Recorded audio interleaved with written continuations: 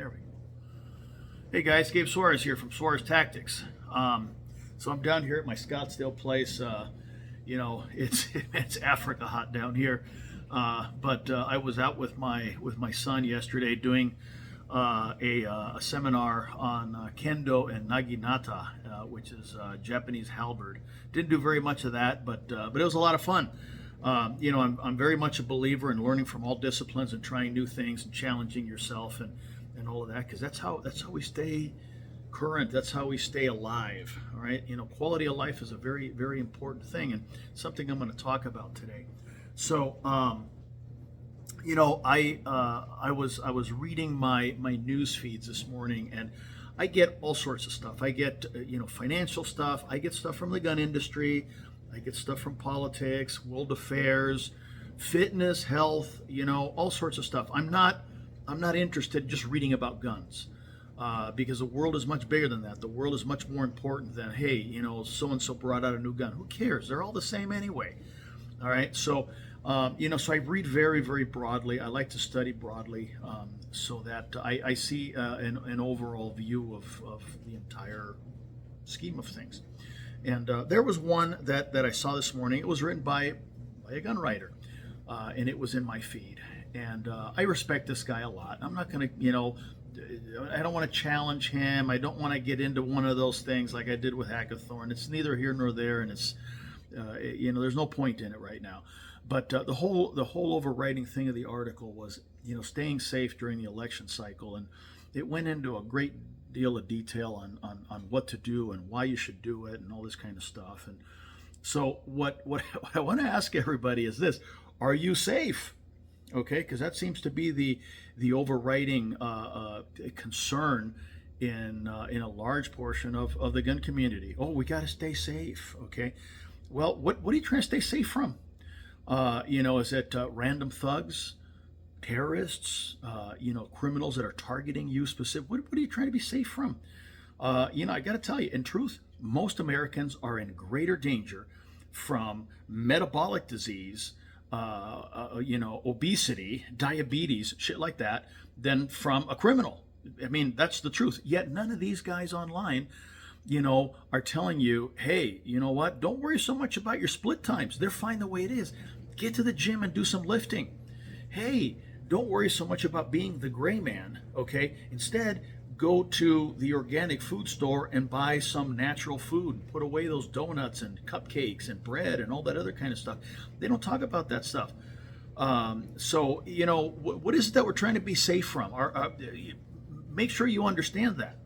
Because there's a lot of things that'll kill you. And in the grand scheme of things, the terrorist, the criminal, the thug, that's a very, very small part of it, okay?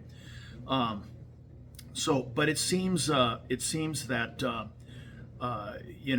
the focus is, well, we gotta be really good shots. Now, look, you have to be a good marksman.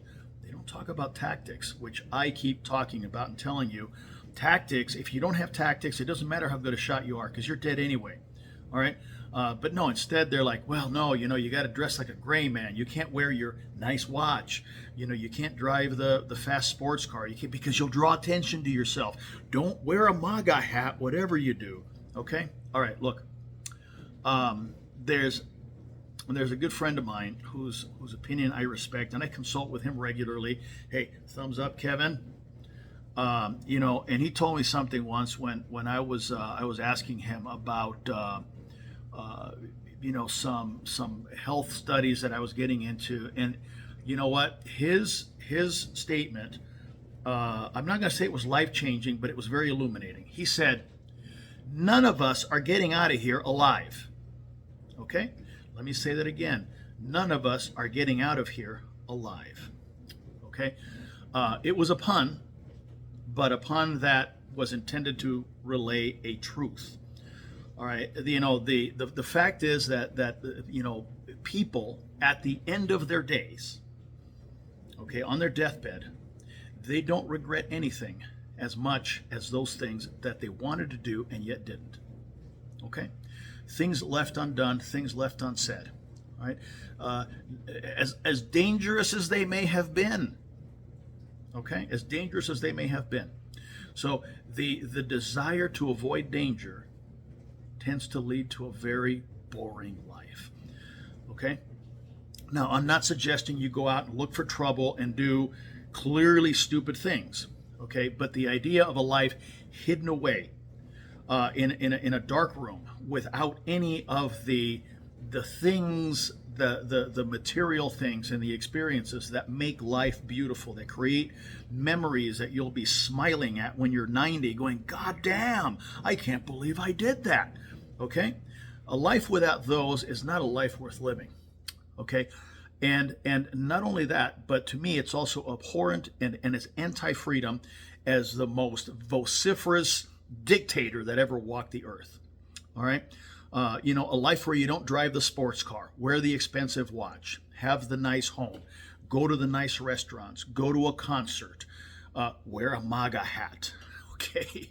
If that's your thing. It's not a free life. Okay? A life where your lady cannot dress in a way that celebrates her femininity. And wear the nice jewelry that you bought her and go to the nice place with you because she might not be safe. That is not a life that celebrates freedom. A life where you can't be you. You can't express yourself. You can't speak your mind. You can't dress how you wish, express whatever political opinion you have. If it's your thing, put a fucking bumper sticker on your car or not.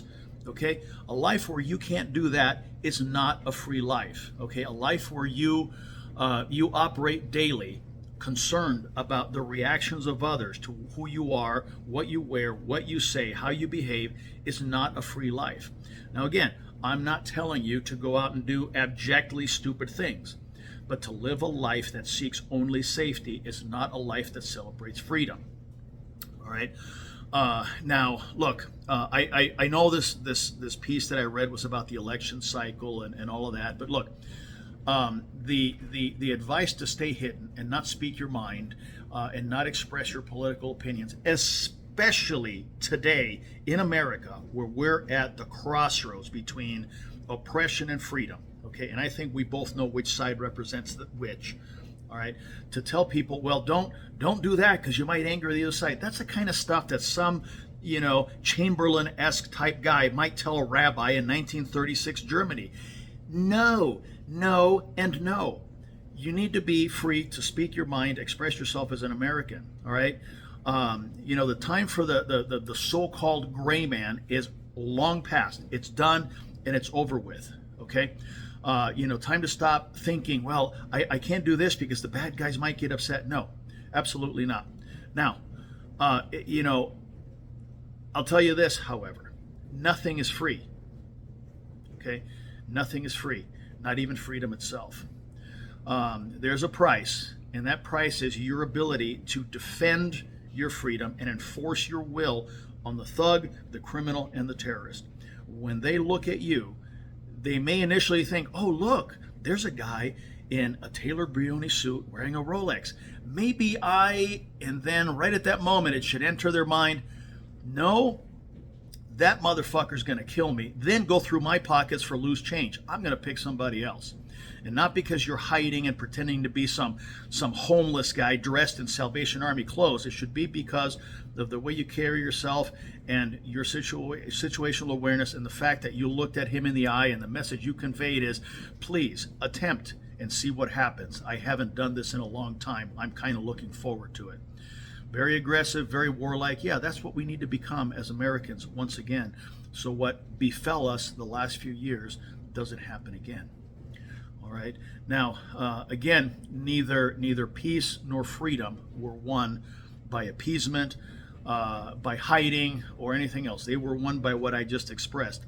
The ability and desire of those wishing to be free and at peace to fight for them and enforce their will on those who would take them. There's a sci-fi writer that Cooper kind of introduced to me, Robert Heinlein. The price for freedom is a willingness to do sudden battle anywhere, anytime, and with utter recklessness.